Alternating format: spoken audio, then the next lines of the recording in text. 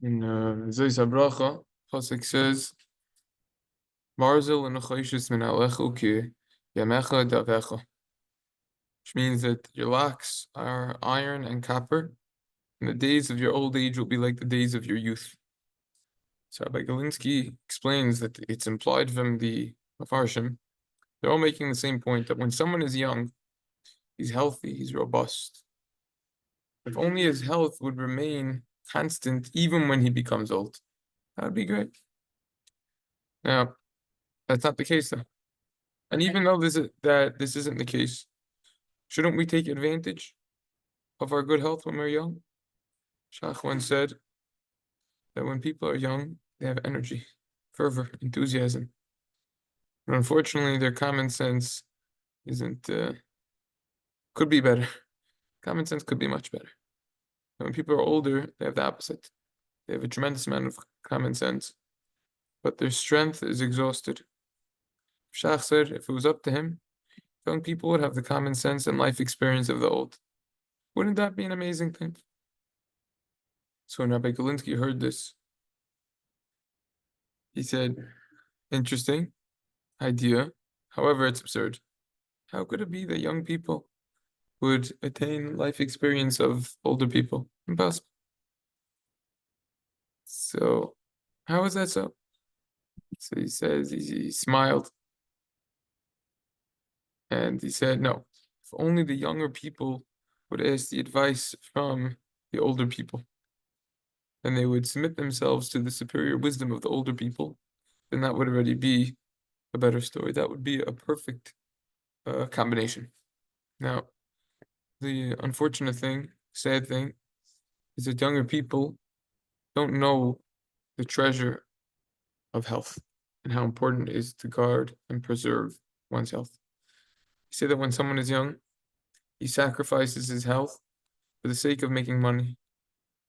And then he ends up just taking that money when he's older and he spends it to restore his health. In other words, the whole life cycle is counterintuitive by how many people act. So the question is, what is true wealth? Who is the wealthiest person in the world? Let's say, maybe you'll say it's Elon Musk. Okay, so what makes him rich?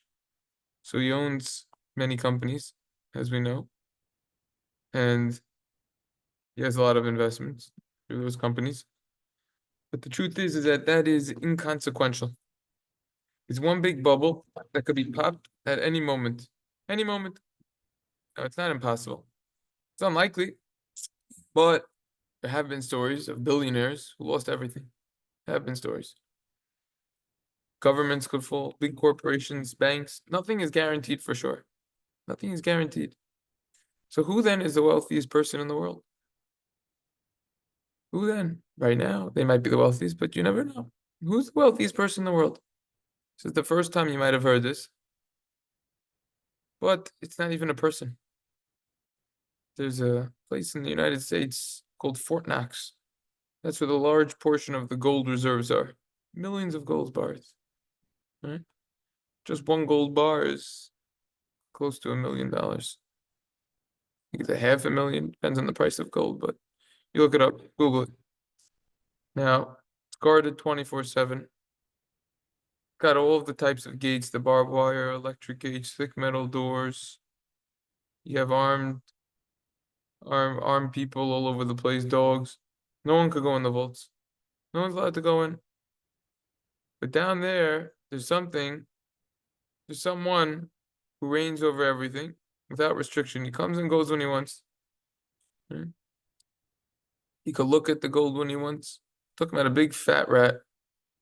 He turned the vaults into his personal domain. The gold bricks in his bed. Every once in a while, he goes through, he gets the thing to nibble, and then he looks at the treasure. Could he take a gold bar if he wants? Who could stop him? No one else knows the tunnels as well as him. So is there anyone that's wealthier than him? So you'll say, what do you mean? Forbes 400 richest people in the world. Is the rat up there? No, he's not. Why? Because he can't benefit from the gold. He can't use it. So what good does the gold have to him? Fortunately, there are people are like this. Mar mentions a miser We're in Sanhedrin on Chavtes. He was called Akvro Deshchachiv Adinare, a mouse that lies on dinars, excuse me, which is the form of currency back then. Rashi explains it was a wealthy man who didn't get any pleasure from his wealth. It's like a mouse lying on a bed of gold coins. There's no benefit for the gold for the mouse. Can't do anything with it. It's not practical. So the question is, what about us? Right? So Beglinski said a few years ago he got sick.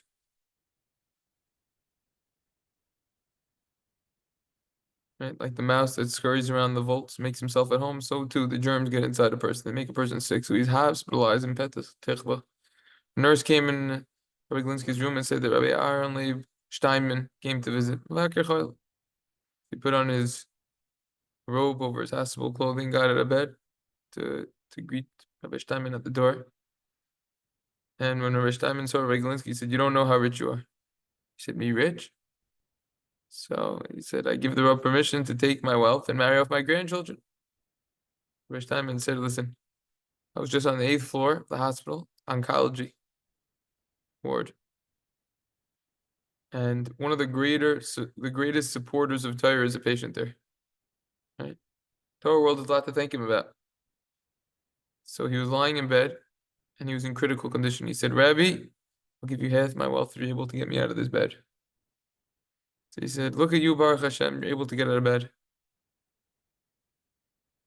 If you knew the value of half of his wealth, you'd know how rich you are." Beautiful thing. In other words, wealth, it's not just money, it's health. You should have all the money in the world, but if he's not healthy, what's it worth? Physical, mental, all of these sorts of issues. When people have issues with their brain, they can't think properly, they don't even know who their own spouse is. What's it worth? So now you understand wealth. We're healthy, we can walk, we can come and go, but what do we do with all that wealth? Are we like the mice, the rats, lying on a bed of gold coins? Do we utilize our wealth in the way we should? Why do we wait till we're old to be troubled about the years we wasted in our youth? We should take advantage. So in other words, more important than having a lot of numbers in a bank account or in whatever it is, invested somewhere, it's the health, right? Of course, also, even when a person's wealthy, they have to be happy with their portion, because if you always want more, you're not wealthy. It could plug your mind.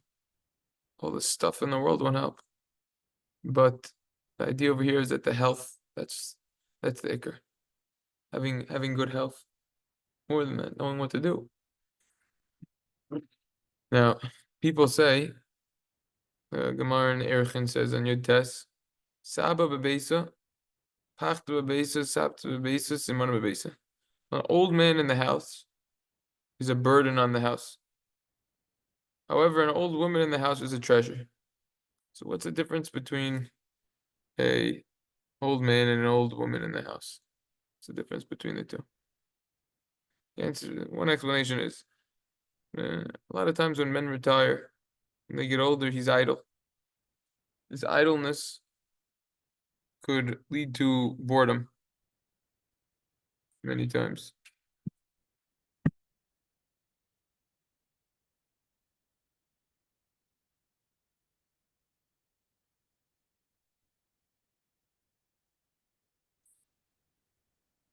Yeah, so when a lot of times this could lead to idleness when he retires, a man, which leads to boredom, which leads to quarrels and a lot of issues that could come about, right? It says in Ksubas that Habatala maybe delishimum. It leads to a bad mental state if someone's just not doing anything. Person's always got to be doing something. However, an older woman, she's a treasure because she's already good at cooking, cleaning, watching over the grandchildren. She has what to do.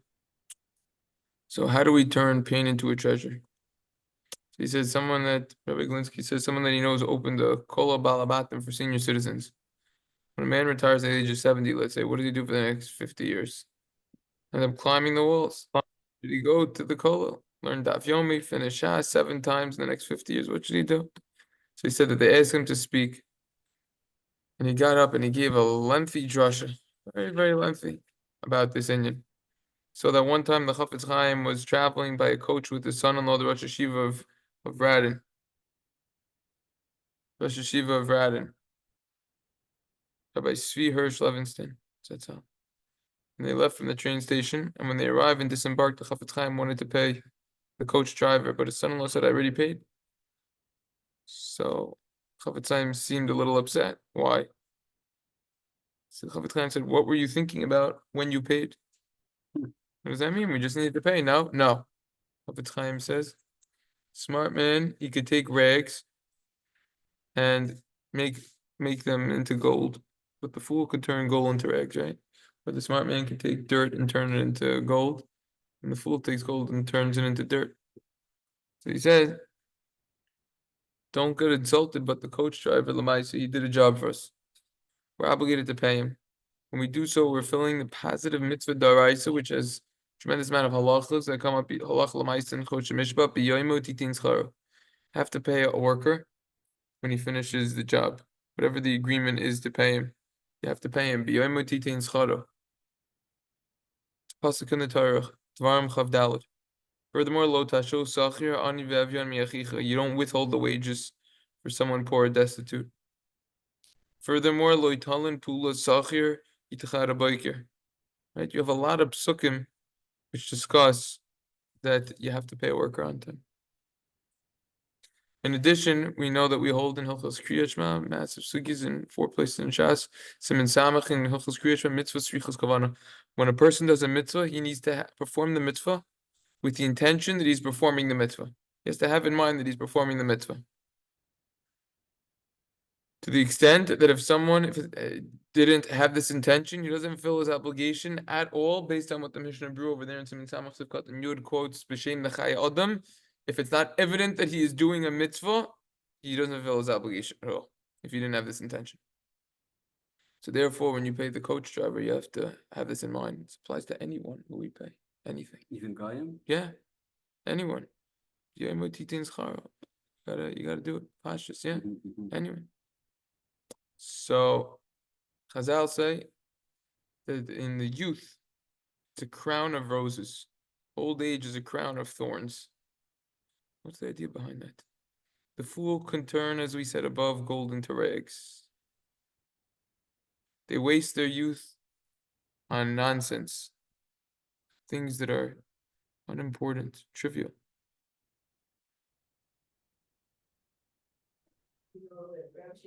Things that aren't important at all. Right? They'll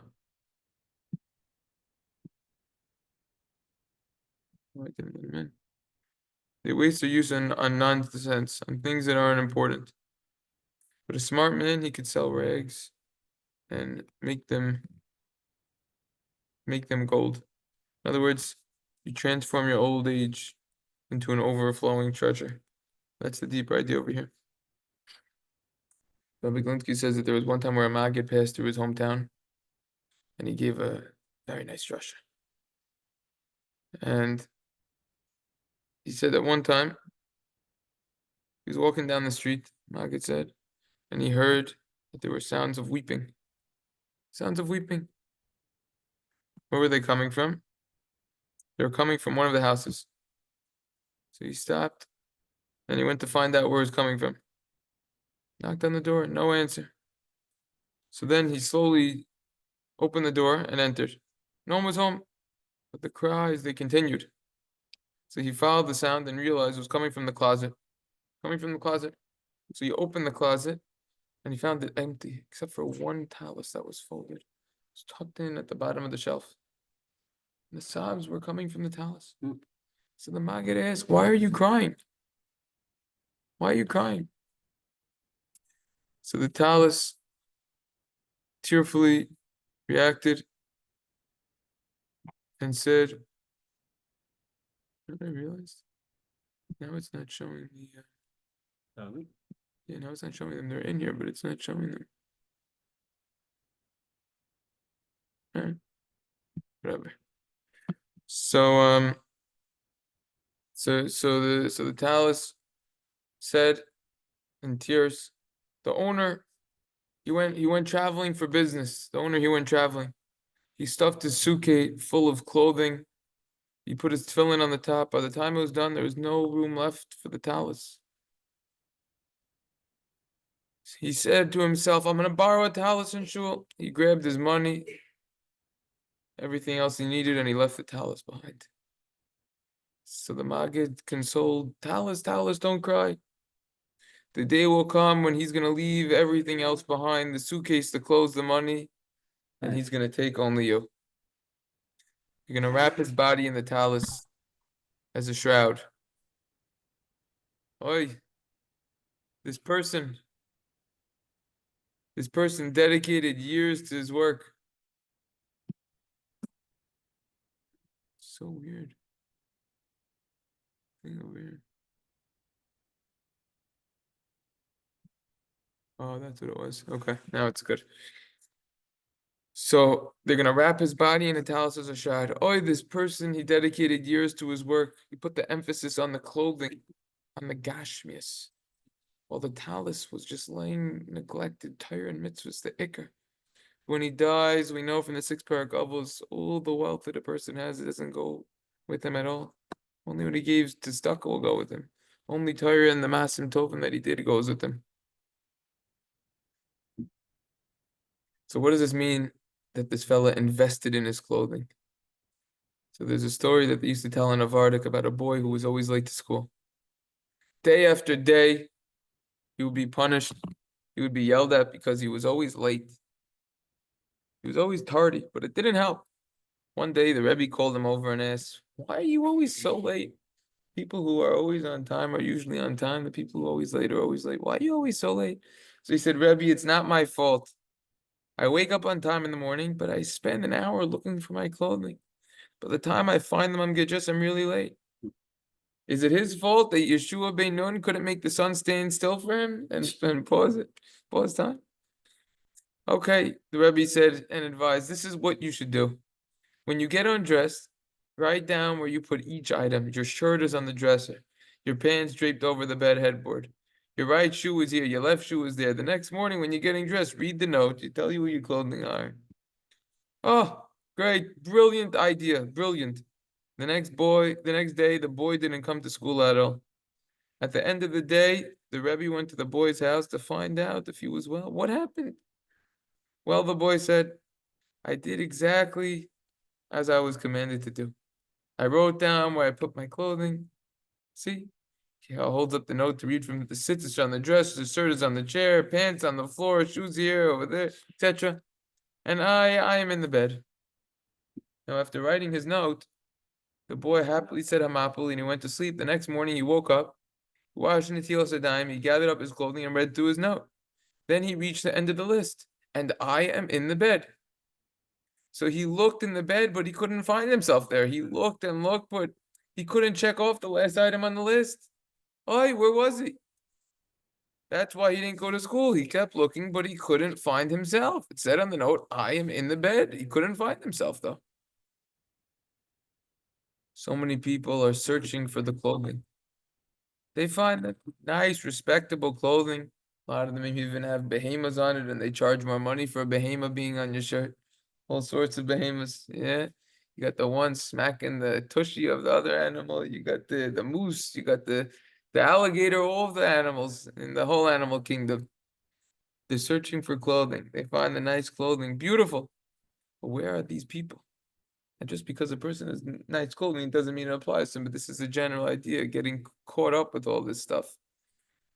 The Gemara says, Shamartim es chukoise v'asisam oisam, the Pasuk says, Al tikri oisam ela atem, the Gemara in Sanhedrin on Sadita says, Kilu asisam es atzmachem. Don't read it, you should observe my decrees and do them. Don't read them as do them, the decrees, read it as yourself.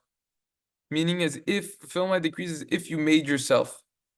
In other words, the day is going to come, our clothing is going to be left behind. Who's going to go on high? It's going to be ourself. Who's going to go up? It's going to be ourself.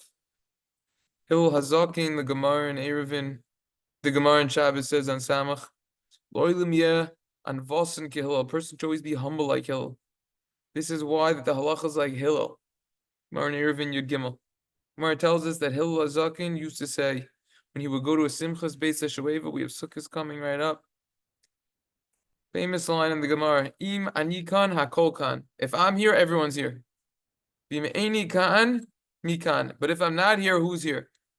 What type of statement is this? Isn't this incredibly arrogant? He's saying he's the show. If I'm not here, no one's here. If he's here, everyone's here. What type of statement is this?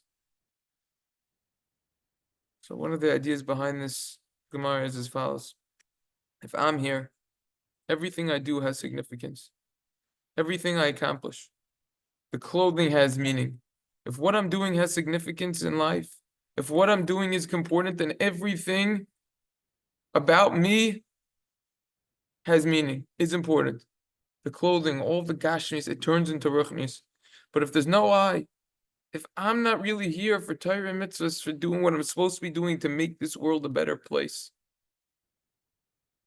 if I'm living a life of sheker, of falsehood, then what are my accomplishments worth? Im ein ani kan. If I'm not here, mikan, who's here? No one's here. So it's nothing. It's worthless.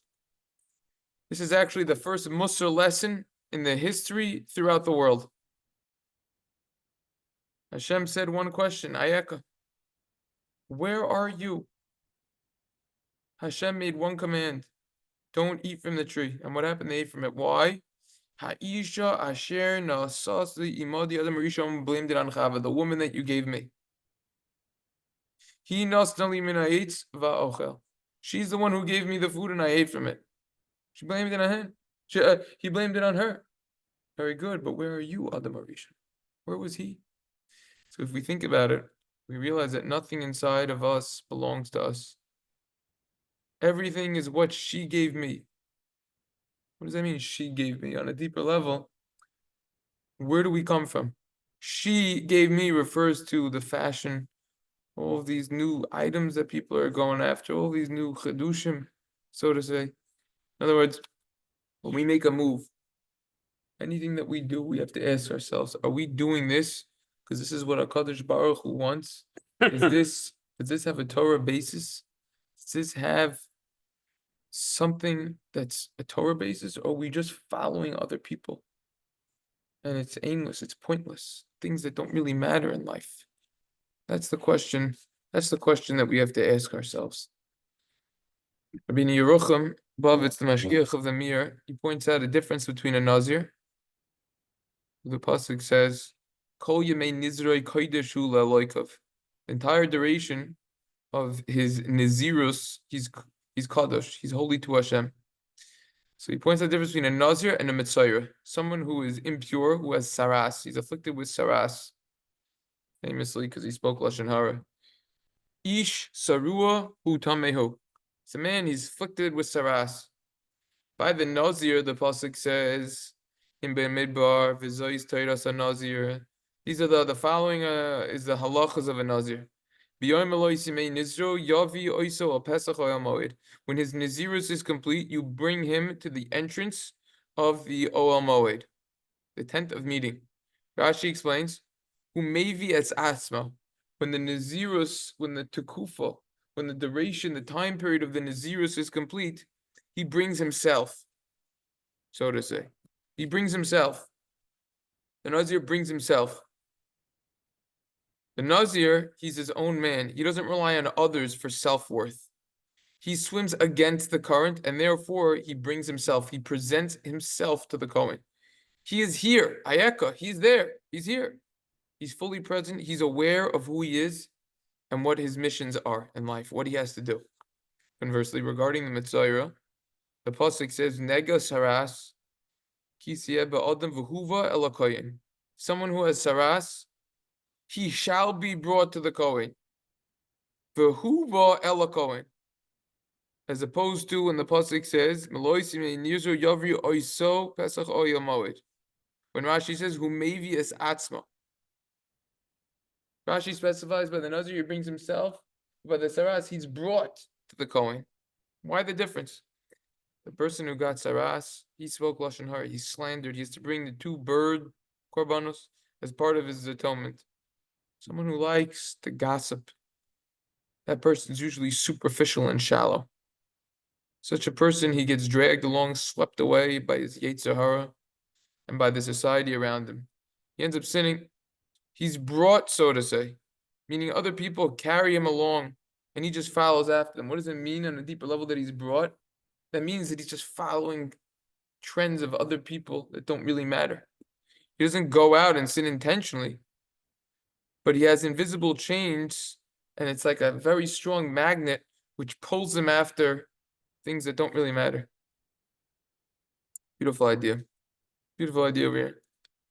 So, when he was learning in yeshiva, Yerucham wrote him a letter.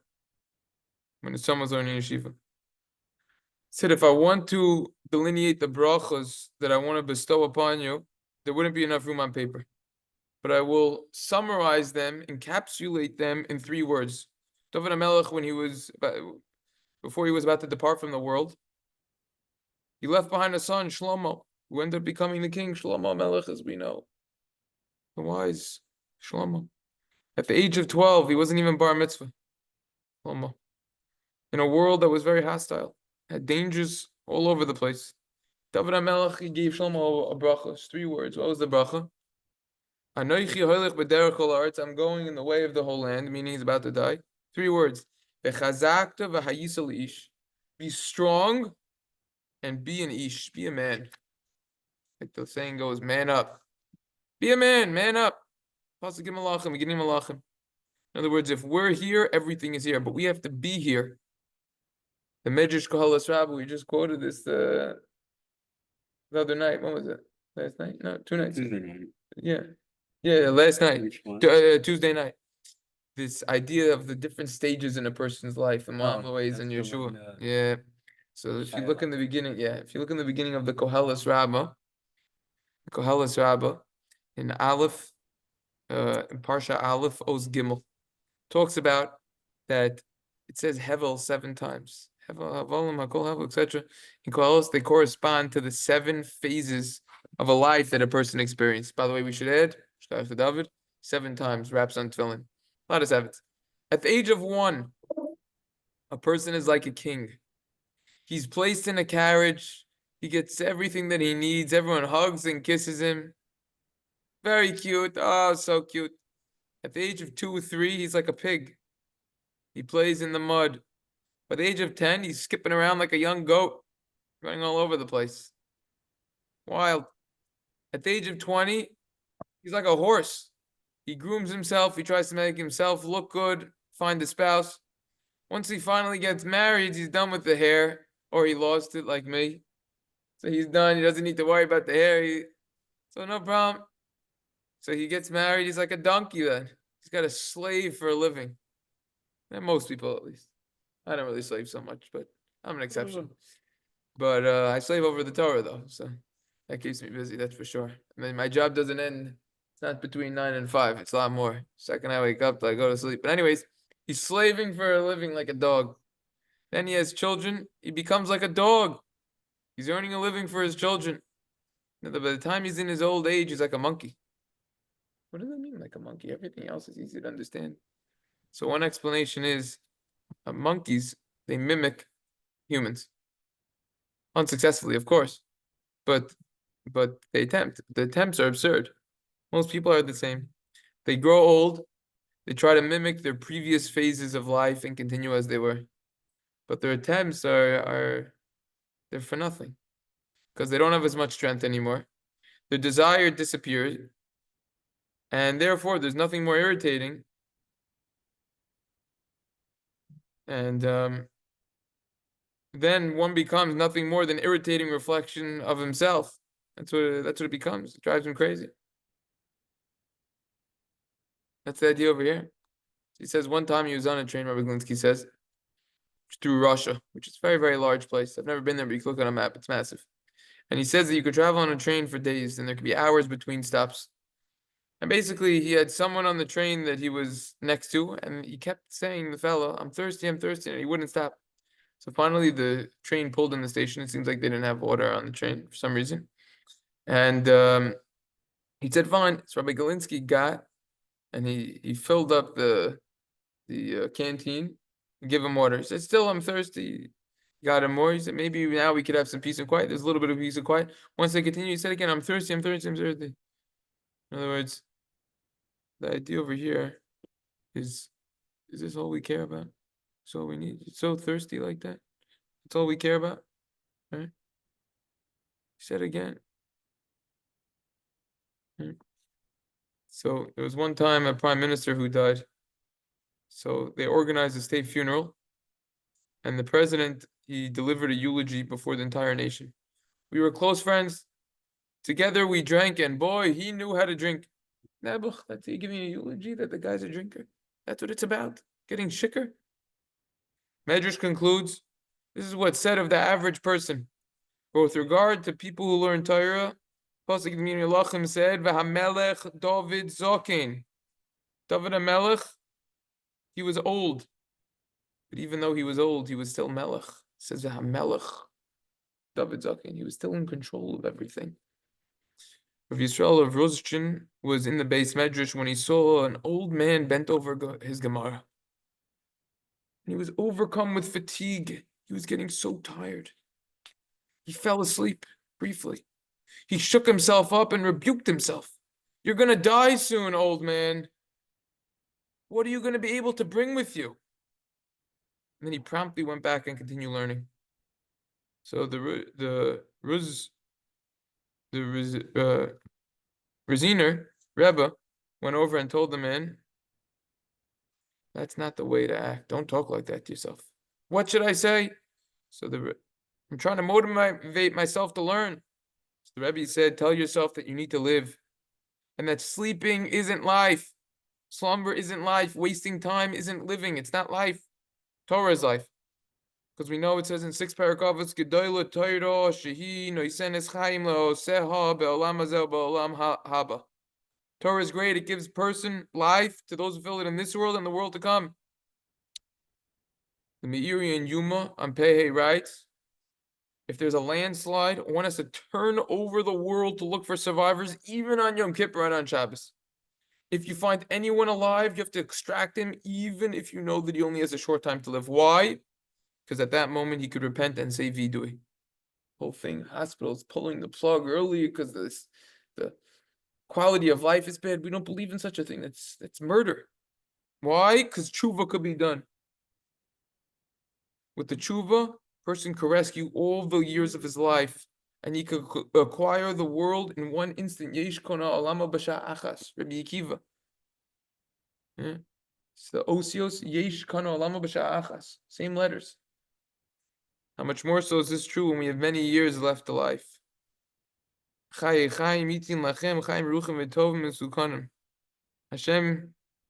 the person who grants life to all, who grant you a long life, healthy and upright life. That's the Gemara in Yuma. And then we can fulfill the words of the Pasuk, Ukiyamim davecha, which is how this very long idea started. Yeah, so what's the connection? The connection is the Pasuk says that your days of your old age will be like the days of your youth. All the days of your old age can be the best days of your life if they're only motivated. I remember my grandfather, he worked his whole life. He lived towards 99. You guys know him, some of you, Grams. He lived to when he was 99. He worked all the way till 99? Well, that's another discussion. But he worked part-time till the end, which is important, not to stay idle. What do you do? He was in sales, clothing. Wow. He has an interesting story. He was going to become a lawyer. He had to fight in World War II. He didn't have the energy to sit down in school after and finish. He tried, it couldn't work, and then whatever. Wow. So changed his whole life. But the point is that he was most of his life, a lot of his life, he was working full time and everything. And then after, when he retired and he was only semi-working, so then he said, I'm going to sit a little more, have more time. That's what it is. Same thing going back 5 generations. One of the first from Jews in the United States, my great-great-grandfather. Nachlas Tzvi. What did he do? He worked a little bit. He was not an official rabbi, but at the end of his life, around I think the age 55 or so, he sat and he learned all day, and his children supported him. the opposite way around nowadays, which is true. It's the whole sugya and kedushin, what to do, which way, but that's the idea. So to take advantage, obviously a lot more to discuss about this, but the idea is that we have to utilize our time here for the right purposes and not get caught up with all these other candies. Because if a person is just gonna have candy, like he said in another piece, you're gonna die. You gotta have the right food to keep you spiritually alive. All right. So that's my that's what I have to share today for everyone. Okay. Okay, welcome to. Sure. All right. Peace. So we're